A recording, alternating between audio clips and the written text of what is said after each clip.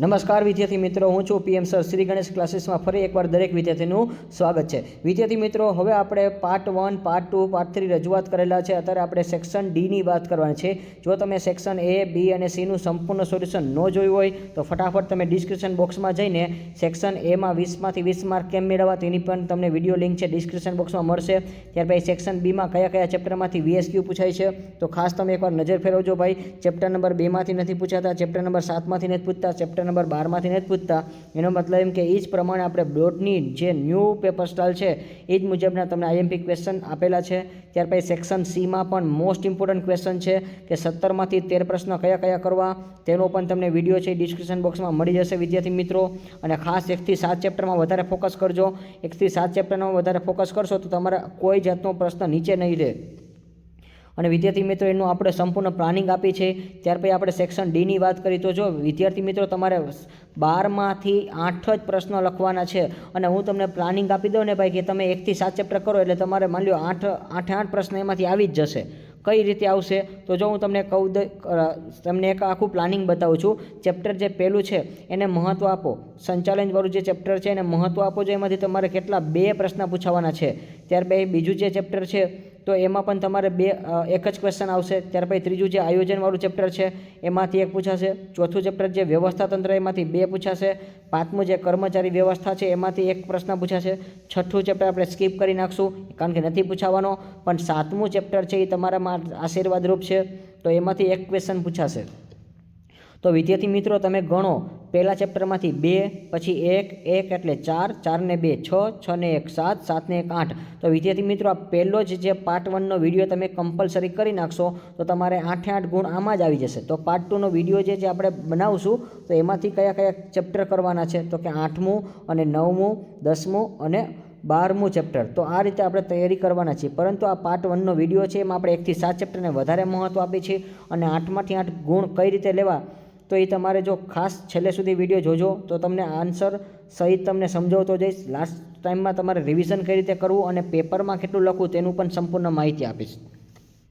તો વિદ્યાર્થી મિત્રો, હવે આપણે 1 થી 7 ચેપ્ટરની વાત કરી. પરંતુ ખાસ યાદ રાખજો ભાઈ, મેં 6થું ચેપ્ટર નથી લીધું અને તમારે વાંચવાનું નથી કારણ કે એમાંથી 3 ગુણનો નહીં પૂછાય. અને હું તમને જો અત્યારે 25 જેટલા ક્વેશ્ચન આપીશ તેમાંથી જ તમારા બોર્ડના ક્વેશ્ચન આરામથી આવી જશે કે 8 પ્રશ્ન આમાંથી જ તમારે પૂછાઈ શકશે. વિદ્યાર્થી મિત્રો, હવે આપણે શરૂઆત કરી. વાણિજ્ય વ્યવસ્થા છે જે 3 માર્કના પ્રશ્ન છે. નીચે આપેલા પ્રશ્નોના માગ્ય મુજબ ઉત્તર લખો. દરેકના 3 ગુણ છે.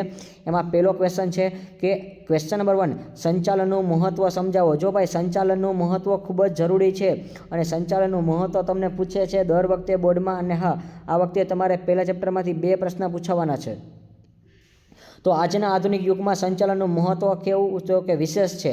જો કોઈ પણ ધંધા કે એકમ પાસે ઉત્તમ કર્મચારી વ્યવસ્થા અને ધંધા આધુનિક સાધનો હોય પણ યોગ્ય ઉત્તમ સંચાલન ન હોય તો એકમના કાર્ય છે નિષ્ફળ જાય છે. જો દાખલા તરીકે તમારો ધંધો ગમે એટલો સક્સેસ હોય, તમારી પાસે ઘણા બધા પૈસા છે પરંતુ તમને મેનેજમેન્ટ નથી આવડતું એટલે કે સંચાલન તમને નથી આવડતું તો એ ધંધો નકામો છે. અને આમ સંચાલનનો કોઈ પણ એકમ માટે બહુ મહત્ત્વ ધરાવે છે. આ પ્રકારનું સંચાલનનું મહત્ત્વ છે નીચે મુજબ છે. તો જો આપણે જોતા જઈએ તો આમાં પહેલાં ખાસ મુદ્દા પાકા કરો વિદ્યાર્થી મિત્રો. તમે આ જ ભૂલ કરો છો, મુદ્દા પાકા નથી કરતા. જો મુદ્દામાં આટલું જ લખવાનું હોય છે, ટૂંકું લખવાનું હોય છે કે એક તો દરેક ક્ષેત્રમાં જરૂરી છે, સાધનનો ઇષ્ટતમ ઉપયોગ, ધ્યેય સિદ્ધિ છે, ધંધાની સફળતા માટે ઉપયોગી, રોજગારીની તકોમાં વધારો, નફામાં વૃદ્ધિ, સામાજિક લાભ થાય છે, રાષ્ટ્રીય હેતુ. તો જો આમાંથી તમારે 6 જ મુદ્દા જણાવવાના છે.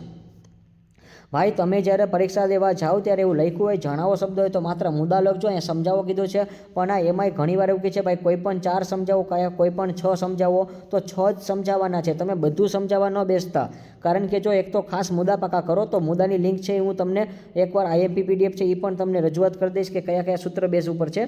તો પહેલું આપણે જોઈએ તો કે દરેક ક્ષેત્રમાં જરૂરી છે સાધનનો ઇષ્ટતમ ઉપયોગ, ધ્યેય સિદ્ધિ, ધંધાની સફળતા માટે ઉપયોગી, રોજગારીની તકોમાં વધારો, નફામાં વૃદ્ધિ, સામાજિક લાભ અને રાષ્ટ્રીય હેતુ. તો વિદ્યાર્થી મિત્રો, ખાસ તમારે આ જ જણાવવાનું છે ભાઈ. નામ તમે પાકા કરો ભાઈ, એની અંદર તમને આવડી જાય. દરેક ક્ષેત્ર એટલે શું કે સંચાલન છે દરેક ક્ષેત્રમાં જોવા મળે, જેમ કે આર્થિક, સામાજિક, રાજકીય અને શૈક્ષણિક, રમતગમતના બધે જોવા મળે છે. પછી સાધનનો ઇષ્ટતમ ઉપયોગ એટલે શું કે સંચાલન દ્વારા એકમના ઉપલબ્ધ સાધનો એટલે કે યંત્ર, મૂડી, કર્મચારી વગેરેનો મહત્તમ ઉપયોગ કરવો. કોઈ પણ જાતનો બગાડ કરવો જરૂરી છે નહીં એટલે બગાડ અટકાવવાનો છે. પછી ધ્યેય સિદ્ધિ એટલે શું સંચાલનમાં આયોજન દ્વારા એકમ ધ્યેય છે એ નક્કી કરવામાં આવે છે. જો ભાઈ સંચાલનમાં શું છે કે આયોજન દ્વારા તમે પ્લાનિંગ કરો છો, એના ઉપર તમે ધ્યેય નક્કી કરો છો. અત્યારે કેમ તમારે એવું નક્કી હોય કે આપણે આટલા ટકા લેવા છે, તો એક પ્રકારનું શું છે તમારું મેનેજમેન્ટ સારું હશે તો આયોજન મુજબ કામે કરવું પડશે. આયોજન મુજબ કામ કરશો તો તમારું મેનેજમેન્ટ સારું કહેવાશે. અને માનવ પ્રયત્ન દ્વારા નક્કી કરેલા ધ્યેયને ઓછામાં ઓછા ખર્ચે અને ઓછામાં ઓછા સમયે સિદ્ધ કરવાના છે. જો માનવે જ કરવાના છે. માનવ એટલે તમે તમારું પ્લાનિંગ કરશો, જે પ્રમાણે પ્લાનિંગ અત્યારે કરશો વાંચવા લખવાનું, એ પ્રમાણે તમારે ટકાવારી આવવાની છે. ત્યાર પછી ધંધાની સફળતા માટે ઉપયોગી વૈજ્ઞાનિક વિચારો અમલમાં મૂકવા એકમ પરિવર્તન જરૂરી છે. આ પરિવર્તનનું ધંધાનું વિકાસ કરવા માટે સંચાલન ઉપયોગી છે. જો તમારે માત્ર એક જ શબ્દ લખવાનો છે, હું તમને કહું ને એ જ લખજો. અમેરિકાના જે ભૂતપૂર્વ છે રૂઝવેલ્ટના મતે કે સારા સંચાલન વગરની સરકાર રેતી પર ચણવા માટે આવેલ મહેલ જેવી છે. જો ભાઈ આ પ્રશ્નો જે છે એની અંદર મેં આ મુદ્દો લીધો છે એ હાઇલાઇટ થશે, કારણ કે આના ઉપરથી MCQ પૂછાઈ જશે તમને. અને આ વ્યાખ્યા કોણે આપેલી છે એવું પૂછાશે કે સારા સંચાલન વગરની સરકાર રેતી પર ચણવા માટે આવેલ મહેલ જેવી છે. જો ભાઈ આવો ક્વેશ્ચન તમને પૂછાશે. અને આ વ્યાખ્યા જે કોણે આપેલી છે તો કે અમેરિકાના ભૂતપૂર્વ રૂઝવેલ્ટના મતે આપેલી છે કે સારા સંચાલન વગરની સરકાર રેતી પર ચણવામાં આવેલ મહેલ જેવી છે. ત્યાર પછી રોજગારીની તકોમાં વધારો. તો જો ભાઈ રોજગારીની તકોમાં વધારે શું કે સંચાલન કાર્ય દક્ષ હોય છે, એટલે કામ સતત ત્યાં મળતું રહે છે, કંપની સ્વરૂપનો વિકાસ થાય છે અને રોજગારીની તકો વધે છે. જો બસ આટલું જ તમે લખજો, એનાથી કાંઈ વધારે ન લખતા. ત્યાર પછી નફામાં વૃદ્ધિ. નફામાં વૃદ્ધિ એટલે શું? નફો એ દરેક ધંધાકીય એકમની કાર્યક્ષમતાનો માપદંડ છે, કારણ કે ધંધો નફાના ઉદ્દેશ કરવાના હેતુથી આર્થિક પ્રવૃત્તિ થાય છે. જો ભાઈ મુખ્ય પ્રવૃત્તિ હંમેશા નફાની હોય છે એટલા માટે. ત્યાર પછી સામાજિક લાભમાં પણ તમારે શું લખવાનું છે કે ધંધા માટે દરેક એકમ માટે સમાજમાં રહીને સમાજ માટે પોતાની કામગીરી કરે છે. સમાજમાં ધંધાનો સાધનનો ઉપયોગ કરીને સમાજના વસતા લોકોને લાભાર્થે પોતાની કામગીરી કરે છે. બસ આટલું જ તમે લખજો. અને એમાં શું હોય તો કે સામાજિક સમૃદ્ધિ અને સુખાકારી માટે વધારો થાય છે. અને આ ક્વેશ્ચન છે 2 માર્કમાં પણ પૂછાય છે કે સામાજિક લાભ કયા છે જણાવો. ત્યાર પછી રાષ્ટ્રીય હેતુ છે કે રાષ્ટ્રની વણ વપરાયેલ માનવ સંપત્તિ એ વણ વપરાયેલ ઉત્પાદનના સાધનો મહત્તમ ઉપયોગ કરી રાષ્ટ્રનો હેતુ છે સિદ્ધ થાય છે. આ માટે કાર્યક્ષમ સંચાલન છે આવશ્યક છે.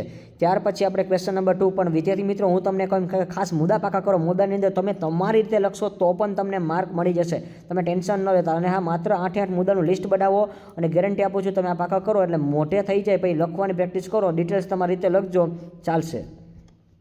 ત્યાર પછી ક્વેશ્ચન નંબર 2. ઉચ્ચ સપાટી સંચાલનના કાર્ય. જો ભાઈ ઉચ્ચ સપાટી સંચાલનના કાર્ય મોસ્ટ ઇમ્પોર્ટન્ટ છે, પૂછાવાના છે વિદ્યાર્થી મિત્રો, કારણ કે કાર્ય છે ઉચ્ચ સપાટીના જ પૂછાશે આ વખતે 2025માં. કે ધંધાકીય એકમના મુખ્ય અને ગૌણ હેતુ છે એ નક્કી કરે છે. ડિરેક્ટર ધંધાની ટ્રસ્ટી તરીકેનું કાર્ય કરે છે. ભાઈ યાદ રાખજો, ડિરેક્ટર છે એ ધંધાકીય એકમમાં કયું કાર્ય કરે છે?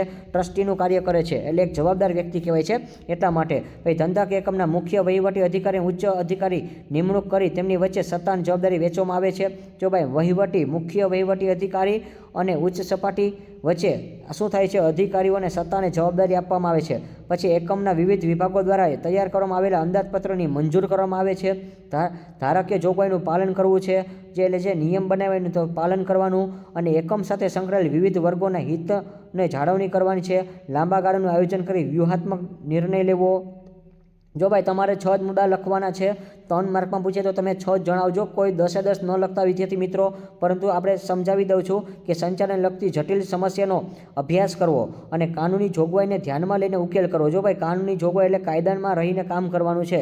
જુદી જુદી યોજનાઓનું ઘડતર અને અમલીકરણ અને દેખરેખ કરવાનું છે. એકમની આર્થિક કમાણી વેચણી કરવી. જો એકમની આર્થિક કમાણી શું? દાખલા કે ડિવિડન્ડ છે, અનામત છે, પછી આ બધું આપણે નિયત પ્રમાણે આપણે કંપની જ્યારે ઊભી કરતા ત્યારે બધા લોકોને ચૂકવવાનું છે. નફાની વેચણી કરવી અને વિવિધ પ્રવૃત્તિઓ લગતા અહેવાલ અભ્યાસમાં જરૂરી સૂચનો કરવા. તો જો આમાંથી તમારે 6 અથવા 7 નામ પાકા કરજો વિદ્યાર્થી મિત્રો, બહુ ઝાઝા પાકા ન કરતા.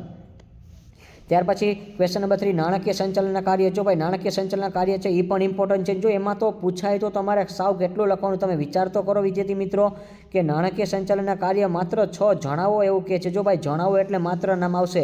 એક તો નાણાંની જરૂરિયાત નક્કી કરવી કે કેટલા પૈસાની જરૂર પડશે. પછી આપણે નાણાંનું યોગ્ય આયોજન કરવાનું છે. અંદાજપત્ર બનાવવું. અંદાજપત્ર એટલે શું? ક્યાં આપણે કેટલા પૈસા વાપરે છે એનું બધું લખાણ કરવું. આવકની ફાળવણી કરવી, કોને કેટલા પૈસા દેવાના છે એ આપણે નક્કી કરવું. પછી મૂડી માળખાનો વિચાર કરવો. આપણી પાસે જે પૈસા પડ્યા હોય એનો આખો વિચાર કરવો, નાણાંના પ્રાપ્તિ સ્થાનોની પસંદગી કરવી. પ્રાપ્તિ સ્થાન એટલે શું? તમને પૈસા ક્યાંથી મળશે એ તમને ખબર પડવી જોઈએ. ભાઈ નાણાં મેળવવા માટે કાર્યવાહી, જો ભાઈ આપણે પૈસા જોતા હોય માર્કેટમાંથી તો આપણને પૈસા કોણ આપશે? તો આપણે બેંક આપશે, સગાવાલા આપશે, કે માની લો કોઈ ટ્રસ્ટ આપશે. તો આ બધું આપણને ખબર પડવી જોઈએ, આખી કાર્યવાહી ખબર હોવી જોઈએ. અને એના માટે કયા કયા પગલાં લેવા તો એ પણ ખબર પડવી જોઈએ. પછી મેળવેલ નાણાંનો યોગ્ય ઉપયોગ થાય તે જાણવું અને અંકુશની વ્યવસ્થા ગોઠવવી. પછી નાણાકીય નીતિ નક્કી કરવી, કરવેરાનું આયોજન કરવું, મિલકતની વ્યવસ્થા કરવી. જો ભાઈ મિલકત એટલે વસાવી પૈસા હોય, રોકાણ કરતા હોય તો આ બધું ખબર પડવી જોઈએ. તો વિદ્યાર્થી મિત્રો તમારે ખાલી 6 જ નામ જણાવવાના છે, કોઈ જાજુ ટેન્શન ન લેતા. અને બહુ મોસ્ટ ઇમ્પોર્ટન્ટ ક્વેશ્ચન છે અને જો પૂછાઈ જાય તો આવડી જ જવો જોઈએ. કારણ કે ઘણીવાર ઉચ્ચ સપાટી તો આપણે કરતા હોય છે પણ આવા જે શોર્ટ ક્વેશ્ચન છે એ નથી કરતા. ત્યાર પછી ક્વેશ્ચન નંબર 3 જે બધાને આવડી જાય એવો છે કે સંચાલનની વિવિધ સપાટીના નામ આપો અને આકૃતિ દોરો. ઉચ્ચ સપાટી, મધ્ય સપાટી, અંતર સપાટી. ઉચ્ચ સપાટીમાં કોનો સમાવેશ થાય? SM એટલે સંચાલક મંડળ, મેનેજિંગ ડિરેક્ટર અને જનરલ મેનેજર. જો ભાઈ આકૃતિ દોરો ને તો બાજુમાં નામ લખવા જરૂરી છે કે કઈ સપાટી છે. સપાટી વગર માર્ક નહીં આપે. અને આ બીજામાં કોનો સમાવેશ થાય છે? ઉત્પાદન, ખરીદ, વેચાણ અને કર્મચારી નાણાં. અને જેને અને આ યાદ રાખજો ભાઈ, 1 માર્કનું VSQ પૂછાય. મધ્ય સપાટીનું બીજું નામ શું છે? વિભાગીય અધિકારી કહેવામાં આવે છે. અને તળ સપાટીમાં જોબર, નિરીક્ષણ અને ફોરમેનનો સમાવેશ થાય છે. માત્ર આકૃતિ દોરવાની છે એટલે 3 માર્કમાં આવું જ કરે છે ભાઈ. અને આટલા સહેલા ક્વેશ્ચન જ હોય છે. ત્યાર પછી ક્વેશ્ચન નંબર 5 સંચાલનનો અર્થ આપી તેની લાક્ષણિકતાઓ સમજાવો. જો ભાઈ લાક્ષણિકતા, સંચાલનનો અર્થ આપો. અન્ય વ્યક્તિઓ પાસેથી કામ મેળવવાની કળાને સંચાલન કહેવામાં આવે છે. બસ આ યાદ રાખો તોય ચાલે. અથવા સંચાલનની એક સર્વસામાન્ય વ્યાખ્યા બધાને આવડી જાય એવી કે સંચાલન એટલે આયોજન, વ્યવસ્થાતંત્ર, કર્મચારી વ્યવસ્થા, દોરવણી, અંકુશ દ્વારા ધ્યેય સિદ્ધિ કરવાની પ્રક્રિયા, તેને સંચાલન કહેવામાં આવે છે. તો આ વ્યાખ્યા બધાને યાદ રહી જશે અને પહેલી ને બીજી બધાને આવડે છે એવી છે. પણ આ લિવિંગસ્ટનના મતે ઘણીવાર 1 માર્કમાં પૂછાય છે. અને ડૉક્ટર જોર્જ ટેરી છે એ 4 આજે 6M આપેલા છે તો 6M ખાસ પાકા કરજો ભાઈ. 2 માર્કનો પ્રશ્ન બને, કોઈથી બન્યો નથી હજી સુધી, પણ હું તમને એ બનાવીને આપું છું કે ડૉક્ટર જોર્જ ટેરીના 6M જણાવો. તો જો ભાઈ 6M એટલે કયા થશે? Man, machine, material, method, money અને માર્કેટ. આ સંચાલનના જોર્જ ટેરીના 6M છે ભાઈ, ખાસ પાકા કરજો ને પૂછાશે. સંચાલનના 6M જણાવવા જરૂરી છે. તો માણસને મેન કહેવાશે, યંત્રને મશીન કહેવાશે, સાધનને આપણે મટીરિયલ કહેશું, પદ્ધતિને આપણે મેથડ કહેશું, નાણુંને આપણે મની કહેશું અને બજારને આપણે માર્કેટ કહેશું. તો વિદ્યાર્થી મિત્રો આ તમારે લખવાનું નથી પણ આ 2 માર્કનો મેં પ્રશ્ન બોલ્યો છું. જો કદાચ તમારે પૂછાઈ જાય. અને લક્ષણો છે માત્ર તમારે ખાલી જો મેં કીધું હતું એમ કે ભાઈ તમે મુદ્દા પાકા કરો, બીજું કાંઈ ન કરો. તો કે સંચાલનના આપણે લાક્ષણિકતામાં મુદ્દા કયો છે? સર્વવ્યાપી પ્રવૃત્તિ. જો આપણે ઉપર આવી ગયું હતું કે ધંધાકીય એકમ છે ત્યાં દરેકમાં ધાર્મિક ક્ષેત્ર, રાજકીય ક્ષેત્ર, રમતગમત ક્ષેત્ર બધામાં સંચાલન છે એ જરૂરી છે. પછી હેતુલક્ષી પ્રવૃત્તિ, આપણા હેતુ મુજબ આપણે કામ કરવાનું હોય છે. તો આ મહત્વમાં પણ આવી જાય છે. પછી જૂથ પ્રવૃત્તિ શું? સંચાલન એ 1 યા 2 કે તેથી વધુ વ્યક્તિ માટે કરવામાં આવે છે. અને શાળાના આચાર્ય, શિક્ષકો દ્વારા થતી સામૂહિક પ્રવૃત્તિ. જો કીધું ભાઈ સતત ચાલતી પ્રવૃત્તિ છે. જો સતત ચાલતી એટલે શું? કે તમારા જ્યારે એકમ છે, તમારા ધ્યેય પૂર્ણ થઈ જાય છે તો તમારો અંત નથી આવતો. દાખલા કે તમે 12 પાસ થઈ જાય, શું તમારો અંત આવી જશે? ના, અંત નહીં આવે. તમારે ત્યાર પછી કોલેજ કરશો તો કોલેજનું પ્લાનિંગ કરશો, એનું સંચાલન કરશો, એનું તમારે આગળ સ્ટડી કેમ કરવું, તમે કઈ લાઈન લેશો એ બધું તમને ખબર પડવી જોઈએ. પછી માનવીય પ્રવૃત્તિ શું? સંચાલનમાં માનવીય કેન્દ્ર સ્થાને હોય છે. અને હા, સંચાલન એ માનવી માટે અને માનવી દ્વારા થતી માનવીય પ્રવૃત્તિ કહેવામાં આવે છે. જો બધામાં 2 મુદ્દા લખજો તમે, જે નાના મુદ્દા છે હાઇલાઇટ કરજો અને એને જ લખવાના છે. પછી નિર્ણય શક્તિ, એકમમાં સંચાલનની જુદી જુદી નિર્ણય લેવામાં હોય છે અને નિર્ણય લીધા વગર કોઈ એકમનું કોઈ કાર્ય થઈ શકતું નથી. જો ભાઈ નિર્ણય લેવો પડે, આજ નહીં તો કાલે. તમારે આજ નહીં તો કાલ તો ચોપડી અડવી જ પડે ને કાલ તો ભણવું જ પડે. માની લો આજ નહીં ભણો તો કાલ નહીં ભણો. તમે હજી એમ કહેશો હજી 2 દી પછી 3 દી પછી પરીક્ષા આવીને વહી જશે, પણ આ તમારે ભણવું તો પડશે જ. એટલા માટે ખાસ તૈયારીમાં બહુ પ્લાનિંગ મુજબ કરો. ભાઈ વિજ્ઞાન અને કળા અને વ્યવસ્થા જોજો. ભાઈ વિજ્ઞાન, કળા અને વ્યવસ્થા છે સમજાવતો નથી, ખાસ મુદ્દા પાકા કરી લેજો. અને આ બધું આપણે છે ઓલરેડી 1 માર્કના જે VSQનો વિડીયો છે અને 2 માર્કના જે ક્વેશ્ચન છે એમાં બધું હવે સમજાવી દીધું છે ડીપમાં. ત્યાર પછી આપણે હેનરી ફેવલના 6 સિદ્ધાંતો સમજાવો. તો ભાઈ હેનરી ફેવલના 6 સિદ્ધાંત છે ખાસ પાકા કરીને જજો. આ ક્વેશ્ચન છે ખૂબ અગત્યનો છે કે હેનરી ફેવલ છે એક સાહસિક ઉદ્યોગપતિ હતા. તેમને લોખંડ પોલાદના ઉત્પાદન કરતી કંપનીનું એન્જિનિયરિંગથી માંડીને જનરલ મેનેજર અને મેનેજિંગ ડિરેક્ટરના પદ સુધીનું કાર્ય કર્યું છે. જો ભાઈ એક સામાન્ય વ્યક્તિથી લઈને એટલે કે એક એન્જિનિયરની ડિગ્રી મેળવી, ત્યાંથી જનરલ મેનેજર બન્યા અને મેનેજિંગ ડિરેક્ટરનું પદ છે એ કાર્ય કરેલું છે. અને હા, હેનરી ફેવેલે 1916માં ઔદ્યોગિક અને સામાન્ય સંચાલન એટલે કે ઇન્ડસ્ટ્રી એન્ડ જનરલ મેનેજમેન્ટ નામનું એક પુસ્તક ફ્રેન્ચ ભાષામાં રજૂ કર્યું છે. જો ભાઈ આવા MCQ તમારે બનશે આ વખતે, મને એવું લાગે છે. અને આ MCQ ખાસ પાકા કરી લેજો કે ઇન્ડસ્ટ્રીયલ એન્ડ જનરલ મેનેજમેન્ટ નામનું પુસ્તક કોણે લખ્યું છે ભાઈ? હેનરી ફેવેલે લખેલું છે. અને કઈ ભાષામાં લખેલું છે ભાઈ? કઈ ભાષા? તો કે ફ્રેન્ચ ભાષામાં લખેલું છે. તો આ બધું એકવાર ડીપમાં ખાસ વાંચી લેજો, કારણ કે જેને 100માંથી 100 લેવાય ને બધું કરવું પડશે. અને સંચાલનના જે સિદ્ધાંત છે એ 14 સિદ્ધાંત રજૂ કર્યા છે. પણ હા, ઔદ્યોગિક સાહસની વહીવટી પ્રવૃત્તિમાં 6 વિભાગમાં વિભાગીકરણ કર્યું છે. જો ભાઈ 6 વિભાગમાં વિભાગીકરણ એટલે વહેંચ્યું છે. તો કે પહેલું કયું? તો કે ટેકનિકલ પ્રવૃત્તિ, વાણિજ્ય પ્રવૃત્તિ, નાણાકીય પ્રવૃત્તિ, સંરક્ષણ પ્રવૃત્તિ, હિસાબી પદ્ધતિ અને સંચાલનીય પ્રવૃત્તિ. જો ભાઈ હું જે નામ બોલ્યો એ ખાસ પાકા કરજો ભાઈ. 6 સિદ્ધાંત છે એ જ કીધા છે. ટેકનિકલ પ્રવૃત્તિ, વાણિજ્ય પ્રવૃત્તિ, નાણાકીય પ્રવૃત્તિ, સંરક્ષણ પ્રવૃત્તિ, હિસાબી પ્રવૃત્તિ અને સંચાલકીય પ્રવૃત્તિ. તો જો હવે એનું ડીપમાં સમજાવું. ટેકનિકલ પ્રવૃત્તિ એટલે શું? કે કારખાના અને યંત્રને ઉત્પાદનમાં કામ કરતા એને શું કહેવાય? ટેકનિકલ પ્રવૃત્તિ. વાણિજ્ય પ્રવૃત્તિ એટલે શું? ખરીદ અને વેચાણનો વિનિમય થાય એને કેવી કહેવાય? વાણિજ્ય પ્રવૃત્તિ. નાણાકીય પ્રવૃત્તિ એટલે શું? નાણાં ક્યાંથી મેળવવા, નાણાંનો ઉપયોગ કરવો, નાણાંનું ભંડોળ કરવું, ભંડોળની જાળવણી કરવી, પુનઃરોકાણ કરવું, આ બધું કેમ આવશે? નાણાકીય પ્રવૃત્તિમાં આવશે. પછી સંરક્ષણ પ્રવૃત્તિ એટલે શું? માલ સામાનની આપણે સાવચેતી રાખવી, બગાડ ઓછો કરવો, કર્મચારીને સલામતી આપવી, આ બધું કેમ આવશે? સંરક્ષણ પ્રવૃત્તિમાં આવશે.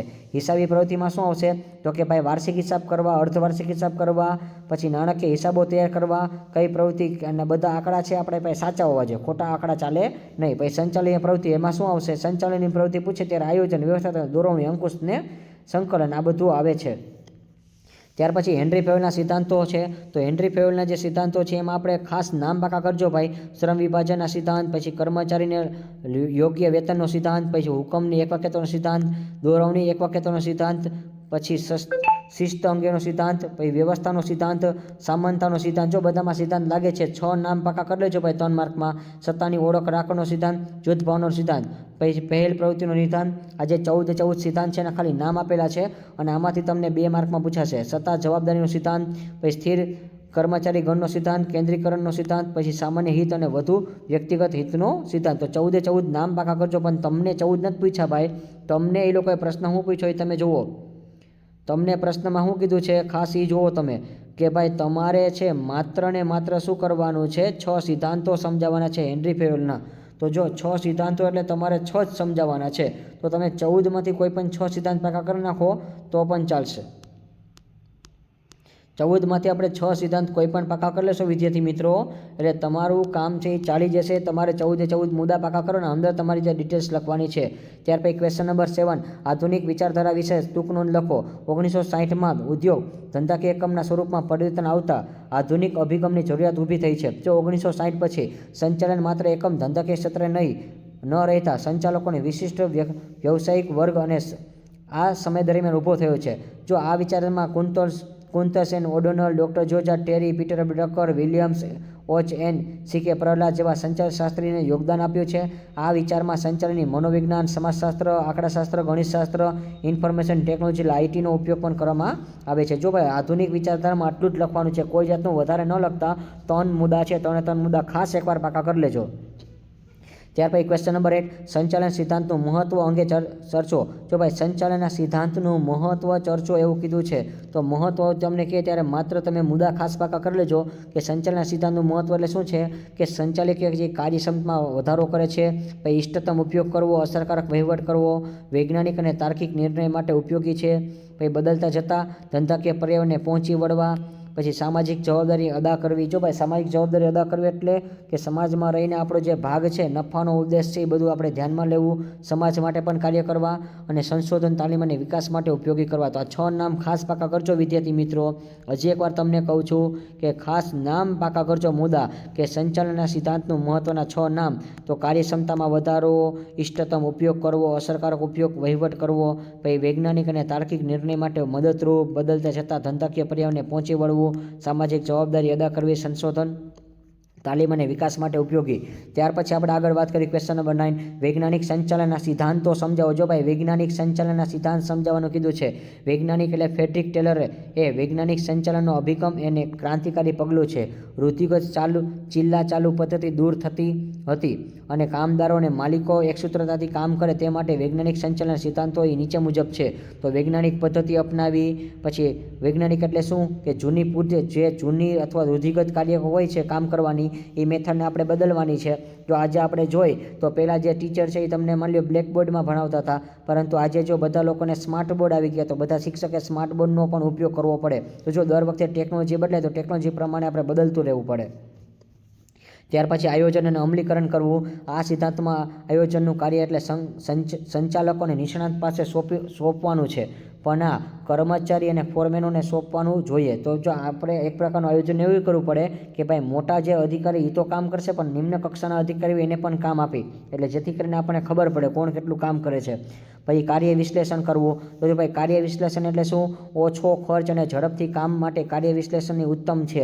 અને એના માટેના જો કાર્ય વિશ્લેષણના તમને પૂછાય કે નીચે કઈ બાબતનો સમાવેશ થાય, તો યાદ રાખજો ભાઈ 2 માર્કનો પ્રશ્ન બની શકે છે કે કાર્ય વિશ્લેષણની 2 બાબત સમજાવો। તો જો 2 બાબતમાં 3 નામ યાદ રાખજો, સમય નિરીક્ષણ, ગતિ નિરીક્ષણ અને થાક નિરીક્ષણ।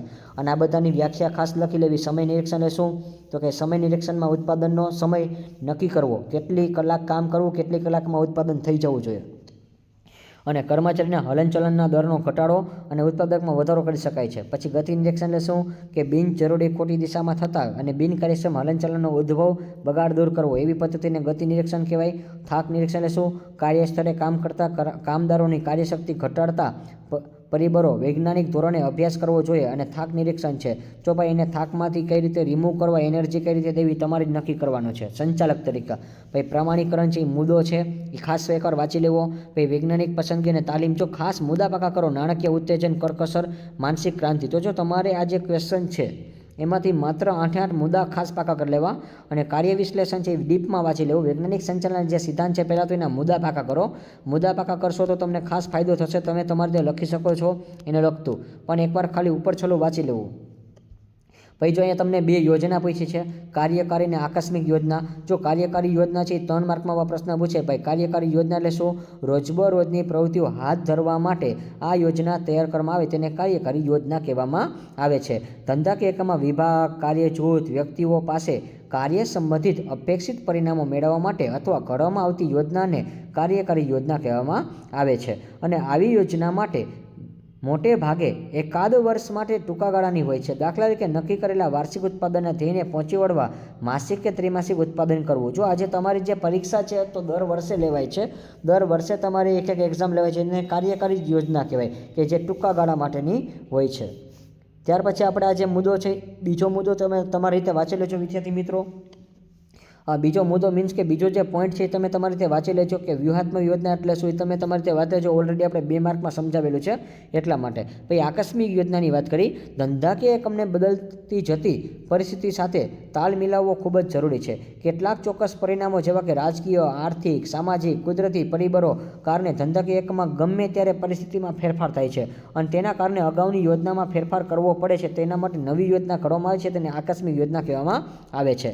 ત્યાર પછી ભાઈ આયોજનના કોઈ પણ જે 4 ઘટક છે એ જણાવો। જો ભાઈ તમારે ઘટક છે એ બધા પાકા કરી લેજો અને ઘટક પૂછાવાના છે આ વખતે 2025ની એક્ઝામમાં। તો હેતુઓ આવશે, વ્યૂહરચના આવશે, નીતિ આવશે, પદ્ધતિ આવશે, નિયમો આવશે, અંદાજ આવશે ને કાર્યક્રમ આવશે। તો ભાઈ આ મુદ્દા ખાસ પાકા કરી લેજો અને આ પ્રશ્ન તમને 5 માર્કમાં આવી શકે છે। આયોજનના ઘટક, કારણ કે તમે એવા વેમમાં ન રહેતા વિદ્યાર્થી મિત્રો કે દર વખતે લાક્ષણિકતા પૂછશે, મહત્વ પૂછશે, ના, તમને પેપર સહેલું કરવા માટે એ લોકો ઘટકે પૂછી લેશે, તો ઘટક સાથે સાથ તમારે સમજાવવા પડશે ત્યાં। અને ખાસ 4 ઘટક જણાવો એવું કીધું છે અને 4 જ ઘટક તમારે સમજાવવાના છે જો 3 માર્કમાં પૂછે તો, પરંતુ 5 માર્કમાં પૂછશે તો હેતુ, વ્યૂહરચના, નીતિ, પદ્ધતિ અને નિયમ, અંદાજપત્ર અને કાર્યક્રમ આ સાથે સાથ નામ પાકા કરી લેજો। આ વખતે તમારે પૂછાવાના છે, 5 માર્કમાં આવી શકે એવી શક્યતા રહેશે। ત્યાર પછી ક્વેશ્ચન નંબર 12 આયોજન ખર્ચાળ છે અને લાંબી પ્રક્રિયા છે. જો ભાઈ આયોજન કેવું છે? ખર્ચાળ છે. આયોજન એ કોઈ પણ એકમના સંચાલન માટેનું પ્રથમ પગથિયું છે. જો ભાઈ સંચાલનનું પ્રથમ પગથિયું પૂછે ત્યારે આયોજન આવશે અને આયોજન તૈયાર કરતા પહેલાં એકમે સંબંધિત માહિતીનું શું કરવું પડે? એકત્રીકરણ કરવું પડે, માહિતી એકઠી કરવી પડે, પછી માહિતીનું વર્ગીકરણ કરવું પડે, વિશ્લેષણ કરવું પડે, અર્થઘટન કરીને વિકલ્પો વિચારવા માટે, જે લાંબી અને સમય માંગી લેતી પ્રક્રિયા છે. જો આયોજન છે ને એમાં એકત્રીકરણ, વર્ગીકરણ, વિશ્લેષણ, અર્થઘટન આ બધું કરવા જાવ તો લાંબો સમય જાય અને સાથે સાથે ખર્ચ પણ વધારે માગી લે છે. અને મેળવેલ માહિતીને સમજવા અને એકમના આયોજન સંબંધિત નિર્ણય લેવા અને નિષ્ણાંતોની જરૂર પડે. જો ભાઈ ખાસ યાદ રાખજો, માહિતી તમારે શું કરવી પડે? સમજવી પડે. અને સમજતા પહેલાં વાર લાગે, કારણ કે કોઈ પણ વસ્તુ તાત્કાલિક આપણને સમજાશે નહીં. અને હા, આયોજન તમે નક્કી કરો પછી તમારે નિર્ણય લેવા પડે, નિષ્ણાંતોની સલાહ લેવી પડે. અને જો નિષ્ણાંતની સલાહ લેવા જાઓ તો ફી ઊંચી હોય છે. તમે જો સારા ક્લાસીસ ભણવા જાઓ તો ફી ઊંચી હોય છે. ક્લાસીસમાં આપણે ઘણીવાર કહેતા હોય કે ભાઈ માં ઓલા ક્લાસીસમાં ફી ઓછી છે, આયા ક્લાસીસમાં ફી ઓછી છે. પરંતુ તમે સારા શિક્ષકો ગોતવા જાઓ, આખી ટીમ સારી ગોતવા જાઓ તો અલગ ટીમ પ્રમાણે ફી હોય છે. કારણ કે જો સારા શિક્ષકોમાં હંમેશા ફી ધોરણ ઊંચું હોય છે. સસ્તું ક્લાસીસ હોય ત્યાં તમે જોવા જાઓ તો ત્યાં ભણતર ઓછું હોય છે, તો એવા શિક્ષકો પણ તમને જોવા મળે છે. ત્યાર પછી આપણે આગળ વાત કરી મેળવેલ માહિતી સમજવા અને એકમમાં આયોજન સંબંધિત નિર્ણય લેવા તેમાં નિષ્ણાંતોની જરૂર પડે છે, જેની ફી બહુ ઊંચી હોય છે. આયોજન દરમિયાન સમય, શક્તિ અને નાણાંનો વ્યાપ છે એ થતો હોય. જો વ્યાપ એટલે શું થશે? વિશાળ પ્રમાણમાં થતો હોય છે. અને તેથી કહી શકાય છે કે આયોજન એ ખર્ચાળ છે. તો ખાસ પાકો કરી લેજો વિદ્યાર્થી મિત્રો. આટલો ક્વેશ્ચન પણ તમને 3 માર્કમાં આવી શકે છે, તો તમે ખાસ અઠિયા ન મારતા. આવા ક્વેશ્ચન, મુદ્દાવાળા ક્વેશ્ચનની સાથે સાથે આવા ક્વેશ્ચન પણ ખાસ પાકા કરી લેવા. હું તમને 25 ક્વેશ્ચન જ મોસ્ટ ઇમ્પોર્ટન્ટ આપીશ એટલા માટે. પછી ક્વેશ્ચન નંબર 30 યોજનાના પ્રકાર સમજાવો. જો ભાઈ આ ક્વેશ્ચન તમને 3 માર્કમાં ઉપયોગી રહેશે. અને યોજનાના પ્રકાર છે એ કોઈ દી નથી પૂછ્યો હજુ સુધી એક્ઝામમાં, પણ આ વખતે મને એવું લાગે છે એટલે મેં લીધો છે ક્વેશ્ચન. એટલે તો ભાઈ કાયમી યોજના, વ્યૂહાત્મક યોજના, સુનિયોજિત યોજના, કાર્યકારી યોજના, એકવિભાગી યોજના અને આકસ્મિક યોજના. તો યોજના ખાસ પાકી કરી લેજો વિદ્યાર્થી મિત્રો. તમને એવું કે ભાઈ જણાવો કે તો 3 માર્કમાં માત્ર ખાલી નામે જણાવી દેજો. અને એમ કે 3 સમજાવો તો 3 જ સમજાવવાની. કાયમી યોજના, વ્યૂહાત્મક યોજના, સુનિયોજિત યોજના, કાર્યકારી યોજના, પછી એક ઉપયોગી યોજના, આકસ્મિક યોજના. જો ભાઈ આમાંથી તમને દર વખતે હમણાં જ ક્વેશ્ચન પૂછ્યો તો આકસ્મિક યોજના આપણે ઉપર આવ્યો હતો અને કાર્યકારી યોજના. તો જો આમાંથી 3 માર્કનો પ્રશ્ન બને છે, તમે વિચાર કરો, પણ તમે ખાસ પાકું કરેલું હશે તો ખબર પડશે.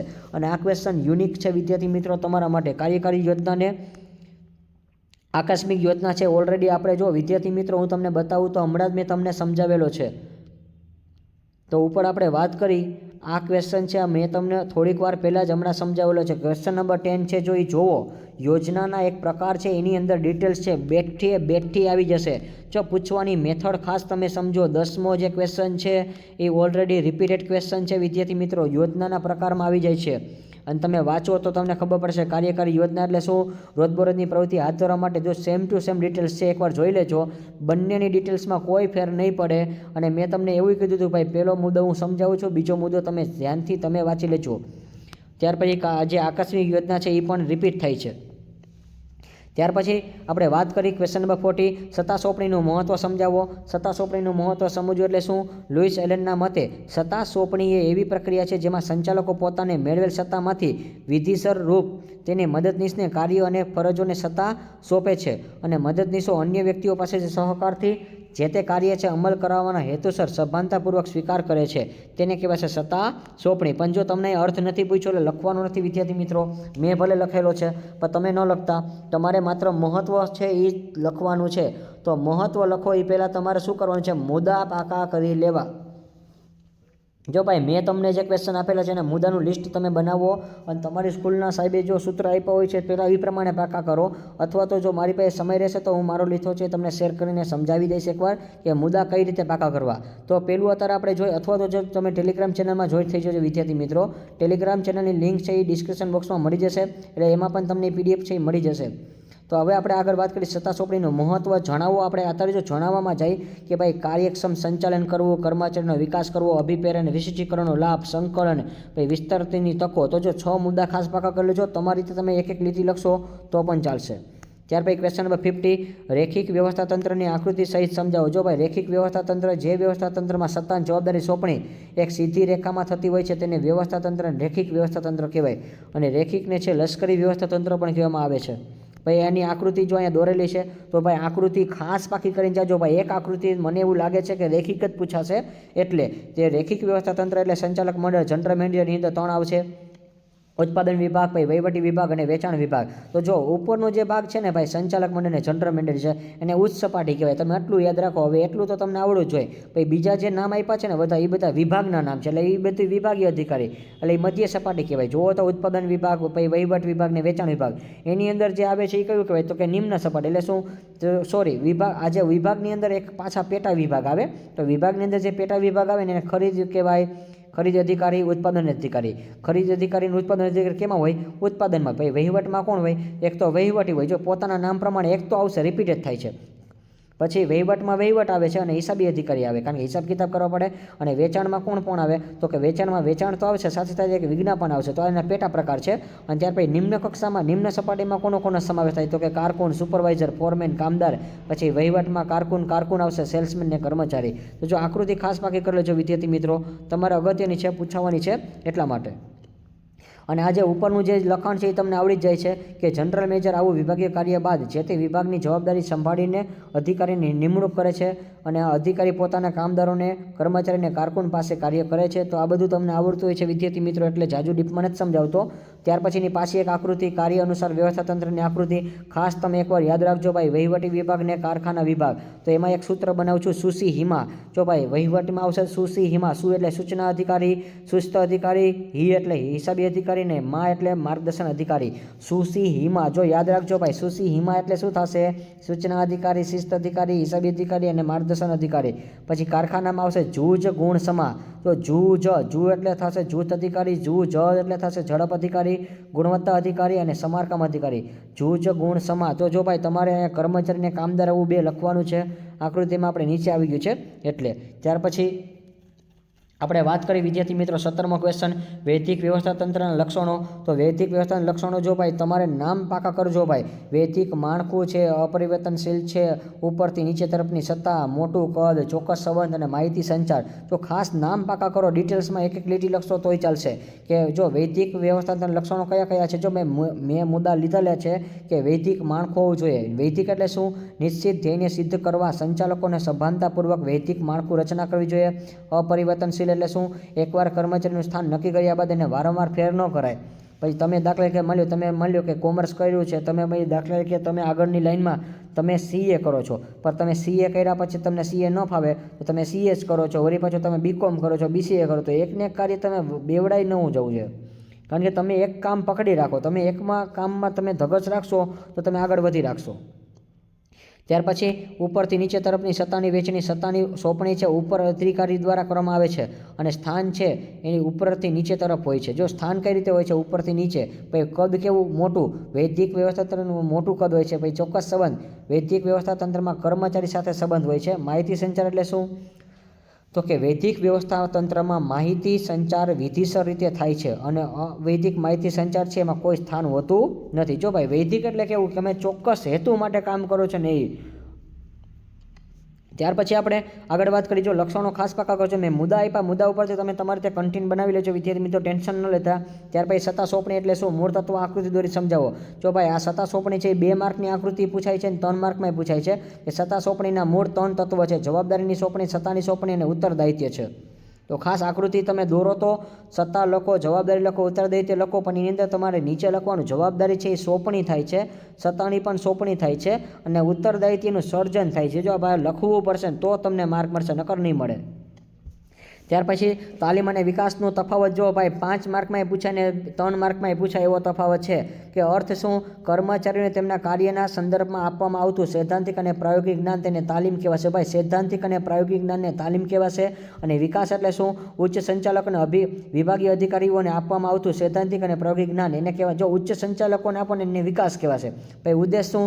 કર્મચારીની કુશળતા અને કાર્યક્ષમતા વધારવાનો છે. જો અહીંયા કર્મચારીને મહત્વ આપે છે અને જ્યારે વિકાસ છે ને એમાં અધિકારીને સંચાલકને મહત્વ આપવામાં આવે છે. કેન્દ્ર સ્થાને આમાં તાલીમમાં કેન્દ્ર સ્થાને કાર્ય હોય છે, જ્યારે વિકાસમાં ભાવિ કારકિર્દી અને સંભવિત પડકારોને કેન્દ્ર સ્થાને રાખે છે. એટલે ભવિષ્યના નિર્ણય છે ને ધ્યાનમાં લેવાય છે. પછી સમયને ખર્ચ. તાલીમ છે એ ટૂંકા ગાળાની હોય છે એટલે ખર્ચ ઓછો હોય છે, જ્યારે વિકાસ છે એમાં લાંબો સમય માગી લે છે અને ખર્ચે વધુ હોય છે. જો તાલીમ કોને અપાય? નિરીક્ષકો, એટલે જે લોકોને વાંચતા લખતા ઓછું આવડતું અથવા ઓછું ભણતર હોય એવા લોકોને. પછી અનુભવી કર્મચારી નિષ્ણાતો દ્વારા તાલીમ આપવામાં આવે છે. ભાઈ કોણ આપે છે? જો કોણ આપે છે એવું કીધું છે, નિરીક્ષક, એટલે જે લોકોને વાંચતા લખતા આવડતું હોય એવા લોકો જ આવશે. પરંતુ આ નિરીક્ષક એટલે શું? જે લોકોને બધી ખબર પડતી હોય છે, એવા તજજ્ઞો, ભાઈ નિષ્ણાંતો હોય છે, એવા લોકો આપી શકાય. મોટાભાગે જુદા જુદા ક્ષેત્રના નિષ્ણાંત. જો હવે આ દાખલા તરીકે તમે માની લો એન્ટરપ્રિન્યોરશિપ ભણ્યા, તમે એક માલિક બન્યા, તો તમે માલિક બન્યા પછી તમારે પણ શીખતું રહેવું પડે અને તમારે આ બધી બિઝનેસની બુક વાંચવી પડે. પછી કોને અપાય? તળ સપાટીમાં કર્મચારીને આપવામાં આવે છે તાલીમ, અને ઓમાં ઉચ્ચ સપાટીને, મધ્ય સપાટીને વિકાસ માટે આપણે આ યોજના બનાવી છે. ત્યાર પછી મોસ્ટ ઇમ્પોર્ટન્ટ ક્વેશ્ચન છે વિદ્યાર્થી મિત્રો, તાલીમનો તફાવતો તમે કરીને જાજો ભાઈ 5 માર્ક. અને જો તમારે આટલું બધું નથી લખવાનું 3 માર્કમાં, બે બાજુ 3 મુદ્દા લખવાના છે. 1, 2 ને 3 આ બાજુ લખો તો 1, 2 ને 3 બાજુમાં, તો પણ તમને પૂરા માર્ક મળશે. ત્યાર પછી ક્વેશ્ચન નંબર 20, તાલીમ ખર્ચાળ છે પરંતુ તેની ગેરહાજરી વધુ ખર્ચાળ છે. તાલીમ એટલે કે કર્મચારીને કાર્યના સંદર્ભમાં આપવામાં આવતું સૈદ્ધાંતિક અને પ્રાયોગિક જ્ઞાન છે. ધંધા કે એકમમાં કર્મચારી તાલીમ આપવા માટે અલગ અલગ વિભાગો રાખવા પડે છે. તાલીમ અધિકારીની નિમણૂક કરવી પડે છે. યંત્ર, કાચો માલ વગેરે સાધનો ખરીદવા પડે છે. અને તાલીમ દરમિયાન સ્ટાઇપેન્ડ આપવું પડે છે. જો ભાઈ તાલીમ એટલે શું? સ્ટાઇપેન્ડ એટલે શું? જો કામ કરવા તમે શીખવા જાવ તો પણ શીખવાના પણ તમને પૈસા આપવા પડે છે. આ દરમિયાન કાચો માલ ઘણો બગાડ થાય છે અને આવી રીતે માલનું છે કાર્ય ખૂબ જ ખર્ચાળ છે. પરંતુ તાલીમને કારણે થતો લાભ ખર્ચાળની સરખામણીમાં વધુ હોય છે. તાલીમ આપવાથી કર્મચારીની કાર્યક્ષમતા વધે છે. બગાડ અને સમારકામ છે એ બધું ધીરે ધીરે ઘટતું જાય. તો શરૂઆતમાં તમે દાખલા તરીકે એક એક્ઝામ્પલ લઉં છું કે આપણે તમે દરજી બનો. માની લો કે આપણે દરજીનું એક એક્ઝામ્પલ લઈએ કે માની લો દરજી બનવું હોય તો તમારે પહેલાં કાપડ સીવવું પડે, પણ કાપડ સીવતા પહેલાં તમારે રૂમાલ બનાવતા આવડવું જોઈએ. રૂમાલમાંથી કઈ કઈ વસ્તુ બનાવી તમને બધી ખબર પડી છે. જો શરૂઆતમાં તમે બધા લોકો સીવણ કામ કરો તો સોય દોરાનામાં બગાડ થાય છે. એટલે કોઈ પણ તમે એક્ઝામ્પલ લઈ લો, તમે માની લો કુકિંગના ક્લાસ કરો તો આજે માની લો કોઈ પણ ગર્લ્સ હોય છે કુકિંગના ક્લાસ કરે તો કુકિંગમાં પણ થોડો ઘણો બગાડ થાય છે. પણ આ જ્યારે શીખી જાય ત્યાર પછી એને કોઈ પણ વસ્તુમાં બગાડ થતો નથી. તો આ એક ખાસ યાદ રાખજો. અને હા, આ તમે તમારી રીતે પણ લખી શકો છો કે કર્મચારીનો જુસ્સો વધે છે. જો જુસ્સો ક્યારે વધે? તમને આવડે ને ત્યારે. આ દાખલા કે જે લોકો હોશિયાર હોય ને એ લોકોને મજા આવે કે એક્ઝામ એટલે મજા આવશે, આપણે બહુ તૈયારી થઈ ગઈ છે એટલા માટે. અને જુસ્સો કોને નહીં હોય? જેને તૈયારી ન થાય ને જુસ્સો ન હોય. ત્યાર પછી આપણે આગળ વાત કરી કે કુશળ કર્મચારીઓની એકમની અમૂલ્ય સંપત્તિ. જો આ ક્વેશ્ચન યુનિક છે વિદ્યાર્થી મિત્રો, તમારા માટે મોસ્ટ ઇમ્પોર્ટન્ટ ક્વેશ્ચન લીધો છે કે કુશળ કર્મચારી એકમની અમૂલ્ય મિલકત છે. જો તમને અંદરથી એવી ધગસ હોય ને કે મારે કામ કરવું છે, તો તમે કર્મચારી છો, તમે તમારા વતી કાર્ય કરી શકો છો. તો કુશળ કર્મચારી એકમની અમૂલ્ય સંપત્તિ છે. કારણ કે જ્યાં સુધી કાર્યક્ષમ કર્મચારીઓ કાર્ય કરવા તૈયાર ન હોય ત્યાં સુધી એકમની અન્ય મિલકતનો વપરાયા વગરની પડી રહે છે. જો જ્યાં સુધી તમારામાં ધગસ ન હોય કે મારે નથી ભણવું એવું હોય તો તમે ન ભણી શકો. પણ તમને ધગસ હોય ને મારે ભણવું છે તો તમે ભણી શકો છો. પછી હરીફ એકમની સરખામણીમાં એકમની માનવ સંપત્તિની ગુણવત્તા એકમ મહત્વનું સાધન છે. પછી જળ યંત્રોની માવજાત ઉત્પાદનમાં વધારો કરી શકાય છે. અને જ્યારે તાલીમબદ્ધ કુશળ કર્મચારી એકમની પ્રગતિનો સારા પરિણામો આપી શકાય. જો ભાઈ તાલીમવાળા કર્મચારી હોય ને તો એ નવું પોતાના કર્મચારી એ શું કરે? પોતાના માલિક વિશે વિચારે, અલગ અલગ પદ્ધતિ અપનાવે છે. ત્યાર પછી કર્મચારી એ ધંધા કે એકમનું જીવન સાધન છે અને એકમના હાથપગ છે. અને જો એટલા માટે પ્રોફેસર ઉર્વિકે કહ્યું છે કે તમે તમારા માણસોને સાચવો, તમારા માણસો બધું સાચવી લેશે. Mind your man will mind everything for you. કે તમે તમારા માણસોને સાચવશો, તમારા માણસો બધું સાચવી લેશે. એટલે ખાસ આ ક્વેશ્ચન કરીને જાજો વિદ્યાર્થી મિત્રો. ત્યાર પછી ક્વેશ્ચન નંબર 22, અંકુશનું મહત્વના કોઈ પણ 6 મુદ્દા સમજાવો. તો જો તમારે સમજાવવાના છે પણ હું તમને માત્ર મુદ્દા જ કરાવીશ, કારણ કે મુદ્દા જ પાકા કરવાના હોય છે એટલા માટે. આયોજન અસરકારક બને છે. જો ભાઈ અંકુશને કારણે આયોજન કેવું બને? અસરકારક બને. ધ્યેય સિદ્ધિ બને. પ્રવૃત્તિ વચ્ચે સંકલન થાય. સત્તા સોંપણી માટે અંકુશ જરૂરી છે. દોરવણીમાં મદદરૂપ છે. પ્રવૃત્તિને ઉપર અંકુશ રાખી શકાય. કાર્યનું મૂલ્યાંકન. ભૂલને શોધવી. લાંબા ગાળાનું આયોજન. પછી કાર્યક્ષમનું બેરોમીટર અને વિચલનો દૂર કરવા. જો ભાઈ તમે 11 મુદ્દા ફાંક કરી લેજો, તમને જે 6 મજા આવે એ જ લખવાના છે. અંકુશનું મહત્વમાં ટોટલ 11 મુદ્દા છે ભાઈ. 11 મુદ્દા એકવાર પાછા રિપીટ કરાવી દઉં છું. અને તમારે એમાં 6 છે એ ટૂંકામાં સમજાવવાના છે ભાઈ, લાંબુ ડિટેલ્સ ન લખતા. કે આયોજન છે એ અસરકારક બને છે અંકુશને કારણે. ધ્યેય સિદ્ધિમાં મદદ થાય. જો ધ્યેય સિદ્ધિવાળો પોઈન્ટ તો દરેક મુદ્દામાં હોય છે. તમે વિદ્યાર્થી મિત્રો, પ્રવૃત્તિ વચ્ચે સંકલન તો આ પણ ખબર જ હોય, સંકલન થાય. દોરવણીમાં મદદરૂપ થાય. સત્તા સોંપણી માટે અંકુશ જરૂરી છે. પછી પ્રવૃત્તિ ઉપર અંકુશ રાખી શકાય. કાર્યનું મૂલ્યાંકન, કેટલું કાર્ય કરે છે એનું મૂલ્ય માપી શકાય. ભૂલની શોધ, તમે કોઈ ભૂલ કરો છો તો આપણને ખબર પડે. લાંબા ગાળાનું આયોજન હોય છે અને કાર્યક્ષમ બેરોમીટર હોય છે. વિચલન દૂર કરવું. તો આ બધા મુદ્દા છે ખાસ પાકા કરી લેજો વિદ્યાર્થી મિત્રો. ત્યાર પછી આપણે વાત કરી આયોજન અને અંકુશ વચ્ચેનો સંબંધ જણાવો. તો જો ભાઈ સંબંધ છે આપણે આ ડાયરેક્ટ આ જ ક્વેશ્ચન ભણી. આયોજન અને અંકુશ છે એક સિક્કાની બે બાજુ છે. આ ક્વેશ્ચન આપણે મોસ્ટ ઇમ્પોર્ટન્ટ છે કે આયોજન અને અંકુશ બંને સંચાલનમાં ખૂબ જ મહત્વનું પરસ્પર આધારિત છે. અંકુશ દ્વારા પ્રવૃત્તિમાં રહી ગયેલા વિચલનો શોધીને, જો વિચલન એટલે ખામી થાય, શું થશે?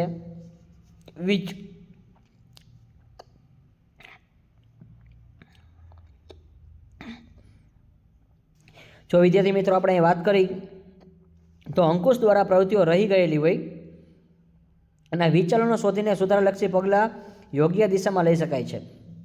અને જો ભાઈ વિચલન એટલે શું થાય છે? કોઈ ખામી રહી ગઈ હોય. આજે તમારે જો હજી સ્કૂલમાં એક્ઝામ રાઉન્ડ ચાલતા હોય તો તમે વિચાર કરજો, તમારા માટે એક્ઝામનું પ્રિપેરેશન કરાવે છે, એ તમારી ખામી શોધે છે. હજી તમારા 2-5 માર્ક ક્યાંય કપાતા હોય તો તમારા શિક્ષક તમારી મદદ કરે છે, એવું તમે પોઝિટિવ વિચારજો. જો એ અંકુશ કહેવાશે. જો તમને યોગ્ય દિશામાં લઈ જવા માટે, સુધારાલક્ષી પગલાં ભરવા માટે તમારી પરીક્ષા લે છે. અને આયોજનની સફળતાનો મુખ્ય આધાર છે અંકુશ ઉપર રહ્યો છે. જો જ્યાં સુધી તમે એક્ઝામ આપશો ને ત્યાં સુધી તમને ખબર પડશે. ઘણા બધા વિદ્યાર્થી શું કરે છે, લાસ્ટ 15 દિવસ કોઈ લખવાની પ્રેક્ટિસ નથી કરતા. તો આવી ભૂલ છે ભાઈ. તમે જ્યાં સુધી જો આ લખશો નહીં તો નહીં પેપર પૂરો થાય. એટલે લાસ્ટ સુધી તમે એક્ઝામની પ્રિપેરેશન કરો. તમારે ડેઇલી તમારે સેલ્ફ સર્વિસમાં એક પેપર લખવું જોઈએ. દરરોજ 3 કલાક તમારે એક પેપર, ભલે તમે મોઢે લખો, તમે પાકું કરો, એ મોઢે લખો, તમે 3 કલાક બેહતા શીખો. અને આ પ્રેક્ટિસ તમારે કન્ટિન્યુ કરવી પડે વિદ્યાર્થી મિત્રો, તો તમારા પેપર ટાઈમે પૂરા થશે. એટલે હા, એટલા માટે આપણે કહીએ, જ્યારે બીજી બાજુ છે અંકુશનું કાર્ય અસ્તિત્વ માટે યોજના વગરનું કહી શકાય નહીં. જો આયોજન વગરનું શક્ય ન બને. જો આયોજન હોવું જોઈએ, કારણ કે તમે 3 કલાક પરફોર્મન્સ દેવાના છો, તો તમારે પ્લાનિંગ અત્યારથી કરવું પડે કે ભાઈ હું દરરોજનું એક પેપર તો લખીશ, દરરોજ હું 3 કલાક લખવાની પ્રેક્ટિસ કરીશ, હું જે વાંચીશ ને લખવાની પ્રેક્ટિસ કરીશ. તમે દરરોજનું એક પેપર સોલ્યુશન સોલ્વ કરશો તો પણ હજી તમારી પાસે સમય છે, હજી સમય વેડફવાનો નથી. કારણ કે હજી આજે 11 તારીખ થઈ છે વિદ્યાર્થી મિત્રો, હજી તમારે 27 તારીખે પહેલું પેપર છે. તમે ટેન્શન ન લો, 15 દિવસ છે, તમે દરરોજના 2 પેપર સોલ્યુશન કરો અને 2 પેપરમાંથી તમે એક પેપર મોઢે લખો. તમે બી તૈયારી કરો, ડેફિનેટલી કહી દો તમારે 50 થી 60% આવી જ જાય. ત્યારે પછી પરિવર્તનનો સામનો કરવો, અંકુશ માટેની યોજનાનું પૂર્વશરત, આયોજન એ અંકુશનો જન્મદાતા છે. જો ભાઈ નામ પ્રમાણે તમે ખાસ પાકા કરી લેજો. પણ આ પ્રશ્ન તમને પૂછાશે કે આયોજન અંકુશ એક સિક્કાની બે બાજુ છે. ત્યાર પછી આયોજન સિક્કો જો એક સિક્કાની બે બાજુ છે. હમણાં જ મેં કીધું હતું કે ભાઈ આયોજન અને અંકુશ એ બંને સંચાલનના ખૂબ જ પરસ્પર આધારિત સંબંધ છે. અંકુશ દ્વારા પ્રવૃત્તિ રહી ગયેલી હોય તો વિચલનો શોધીને સુધારાલક્ષી પગલાં યોગ્ય દિશામાં લઈ શકાય છે. આયોજનની સફળતાનો મુખ્ય આધાર છે અંકુશ પર રહેલો છે. બીજી બાજુ અંકુશના કાર્ય અસ્તિત્વ યોજના આયોજન વગર શક્ય નથી. જો ભાઈ અંકુશ છે ને એ હોવું જોઈએ. તમારા શિક્ષકો તમને પેપર ચેક કરીને એટલા માટે આપે છે કે તમારી ક્યાંય ભૂલ હોય તો તમે છેલ્લે સુધી એક્ઝામ દો છો, તો એનું રીઝન એ છે કે ભાઈ તમારામાં કાંઈ પણ ખામી હોય તો એ સુધારી શકશે. અને કારણ આયોજનના લક્ષ્યાંકો સિદ્ધ થાય છે કે નહીં તે ચકાસણી કરવાનું અંકુશ દ્વારા કાર્ય નક્કી થાય છે. અને જો તમે નથી વાંચતા એ ખબર કેમ પડે કે તમારા શિક્ષકો જ્યારે તમારી એક્ઝામ લે ને ભાઈ છેલ્લી તક સુધી, તો તમને ખબર પડે. અને આ શિક્ષકોને ધ્યેય સિદ્ધ પ્રાપ્તિ ક્યારે થાય છે? જ્યાં સુધી તમે એને મળ્યો છેલ્લે સુધી એક્ઝામ દેવા જાઓ છો ત્યાં સુધી. અને આયોજન કરવામાં આવ્યું ન હોય તો અંકુશનું કાર્ય છે જરૂરી રહેતું નથી. અને એટલા માટે જો આપણે કહીએ છીએ planning and controlling are 2 side of a same coin. Planning and controlling are 2 side of a same coin. એટલે જો એક સિક્કાની બે બાજુ કહેવાય છે આયોજન અને અંકુશ. ત્યાર પછી 25 ક્વેશ્ચન, અંકુશ પ્રક્રિયાના તબક્કા સમજાવો. તો જો ભાઈ તમારે સમજાવવાની જગ્યાએ તમારે ખાસ નામ પાકા કરી લેવા કે ભાઈ મહત્વ એક તો પાકું કરી લેજો અંકુશનું, અને અંકુશના તબક્કાને વિધિ પણ કહેવાશે, ખાસ યાદ રાખજો. અને હા, ધોરણોની સ્થાપના, પછી માહિતીનું સંપાદન કરવું, કામગીરીનું માપન કરવું, થયેલ કામગીરીની સ્થાપિત ધોરણો સાથે સરખામણી, સુધારાલક્ષી પગલાં લેવા. જો ભાઈ સુધારાલક્ષી પગલાંની 3 વસ્તુ છે: પરિસ્થિતિમાં ફેરફાર ન કરવો, પરિસ્થિતિમાં ફેરફાર કરીને વિચલનો દૂર કરવા અને નવા ધોરણો સ્થાપવા. તો આ ખાસ મુદ્દા પાકા કરી લેજો વિદ્યાર્થી મિત્રો. અને એક છેલ્લો ક્વેશ્ચન છે. તો વિદ્યાર્થી મિત્રો એક ક્વેશ્ચન આપણે ઓલરેડી રિપીટ થયો, તો ક્વેશ્ચન નંબર 10 છે એ આપણે રિપીટ થાય છે. એટલે તો ટોટલ આપણે 25 ક્વેશ્ચન જ કહેવામાં આવશે. અને હા, જો તમને 25 નહીં તો ઓમ તો 24 જ થશે. કારણ કે તમે જુઓ હમણાં જ મેં આ ક્વેશ્ચન તમને સમજાવ્યો. આયોજન અને અંકુશ એક સિક્કાની બે બાજુ છે. 24મો ક્વેશ્ચન છે આપણે જો ઓલરેડી જે 23મો ક્વેશ્ચન છે એમાં પણ આવી જાય છે. તો તમે જુઓ આયોજન અંકુશ એક સિક્કાની બે બાજુ છે, પરિવર્તનશીલ છે. તો એ ક્વેશ્ચન રિપીટેડ ક્વેશ્ચન છે. એટલા માટે તો આપણે ટોટલ આટલા જ ક્વેશ્ચન કરવાના છે. અને આમાંથી તમારે 8 ક્વેશ્ચન આવી જશે વિદ્યાર્થી મિત્રો. એટલે ખાસ તમે આની તૈયારી કરજો. મેં જે કીધા છે એ ક્વેશ્ચન તમારા આરામથી આવી જશે. તો વિદ્યાર્થી મિત્રો હજી એક છેલ્લો ક્વેશ્ચન એકવાર ઉપર છેલ્લો સમજાવી દઉં છું, લાક્ષણિકતા. તો લાક્ષણિકતામાં શું હશે તો કે ભાઈ એક તો એની તમે પીટર એફ ડેકરના મતે અંકુશ એટલે પ્રયત્ન પરિણામ સાધન અને ઉદ્દેશ વચ્ચે સમતુલા સાધવાનું એનું કહેવાશે અંકુશનો અર્થ આપો. તો જો અંકુશનો અર્થ તમારે કમ્પલસરી લખવો પડશે એટલે પ્રયત્નો પરિણામ સાધન અને ઉદ્દેશ વચ્ચે સમતુલા સાધવાના કાર્યો. અને લાક્ષણિકતામાં ખાસ તમે મુદ્દા પાકા કરજો. 6 તમે 10 મુદ્દા છે 10માંથી તમે 6 અથવા 7 મુદ્દા પાકા કરો તો આયોજન સાથેનો સંબંધ છે. જો આયોજનનો સંબંધ તો હોય જ, હવે મહત્વ હોય તોય ભલે અને લાક્ષણિકતા હોય તોય ભલે અને વિધિ હોય તોય ભલે. અત્યારે તબક્કા જ પૂછાના છે. ભાઈ દરેક સપાટીએ થતું કાર્ય છે. જો ભાઈ અંકુશનું કાર્ય છે દરેક સપાટીએ હોય છે, સતત પ્રક્રિયા છે, સંચાલનનું અંતિમ કાર્ય છે. જો આ બધા મુદ્દા છે તમને ખાસ આવડી જાય એવા જ છે. ભવિષ્ય સાથે સંબંધ છે, રચનાત્મક પ્રવૃત્તિ છે, આંતરિક પ્રક્રિયા છે, ગતિશીલ પ્રવૃત્તિ છે, વ્યક્તિલક્ષી પ્રવૃત્તિ છે અને અંકુશ એ વૈદિક અને અવૈદિક પણ હોઈ શકે છે. તો વિદ્યાર્થી મિત્રો અહીંયા તમારા દરેક મોસ્ટ ઇમ્પોર્ટન્ટ ક્વેશ્ચન છે પૂરા થાય છે. વિદ્યાર્થી મિત્રો ટોટલ મેં તમને 25 જેટલા ક્વેશ્ચન આપેલા છે અને આમાંથી જ તમારે બોર્ડમાં 8 ક્વેશ્ચન આવી જશે. તમે ડેઇલી પ્રેક્ટિસ ન કરો તો પણ ચાલશે, પણ હા હું તમને જે ક્વેશ્ચન આપું છું એ તમે ખાસ ફટાફટ પાકા કરીને તમે એનું લિસ્ટ બનાવો અને મુદ્દાનું લિસ્ટ બનાવો એટલે જેથી કરીને તમને લાસ્ટ ટાઈમમાં તમને મુદ્દાનું રિવિઝન થઈ જશે એટલા માટે. અને જે વિદ્યાર્થીએ સેક્શન એ અને બી અને સીનો વિડીયો ન જોયો તો ડિસ્ક્રિપ્શન બોક્સમાં તમે જોઈ લેજો વિદ્યાર્થી મિત્રો, એટલે ખાસ તમે જોઈ લેજો. અને હા આવી રીતે આપણે પરીક્ષાનું સંપૂર્ણ તૈયારી છે એ કરેલી છે અને બોર્ડમાં બધા આપણે ઇકો BASPના મોસ્ટ ઇમ્પોર્ટન્ટ ક્વેશ્ચન મૂકેલા જ છે. અને જો વિદ્યાર્થી મિત્રો તમને વિડીયો ગમ્યો હોય તો like this video, share this video, follow with Shri Ganesh classes.